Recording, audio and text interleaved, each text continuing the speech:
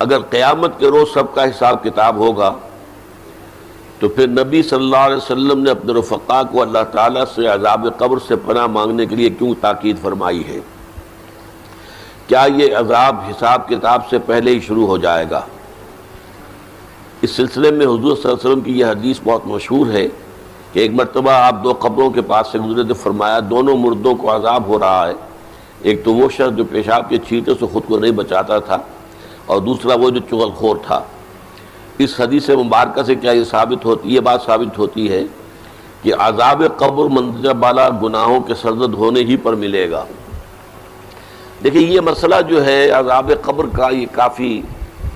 ہمارے ہاں جو منکرین حدیث ہیں انہوں نے اس کے خلاف بڑی مہم چلائی،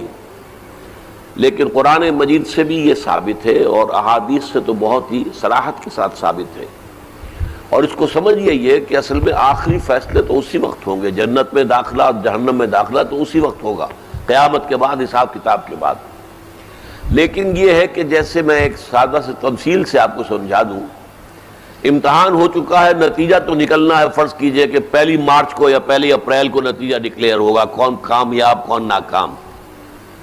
لیکن جنہوں نے کچھ کیا ہی نہیں پرچوں میں، انہیں تو پہلے سے معلوم ہے، ان کی جان تو سوکھ رہی ہے، اندر ہی اندر وہ کانپ رہے ہیں، چاہے وہ ابھی یوم حساب تو آنا ہے، ان کا ڈکلیئر تو ابھی ہونا ہے کہ وہ فیل ہے، لیکن ان کے چہروں پر لکھی ہوئی ہے فیلور۔ یہی معاملہ ہے کہ جو کچھ انسان نے کمایا ہے عالم برزخ میں بھی اس کی کچھ کیفیات اس کے اوپر طاری رہیں گی۔ تفاصیل میں ہم نہیں جا سکتے کہ کیسے ہوگا، یہ ہم نہیں جان سکتے، عالم برزخ، عالم آخرہ، اس کے بارے میں جو مجمل باتیں آ جائیں قرآن میں حدیث میں بس اس پر ہمیں اکتفا کرنی چاہیے۔ تفصیل میں جائیں گے تو اس سے خام خواہ کے بکھیڑے اور خام خواہ کے اختلافات اور فرقہ بندیاں شروع ہوتی ہیں،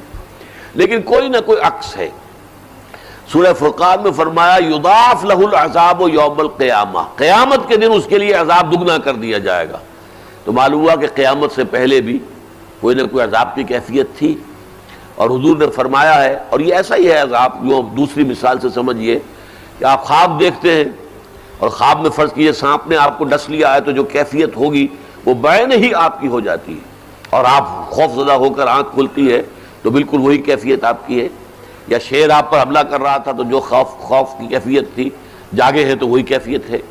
اسی طریقے سے یہ معاملہ ہوگا،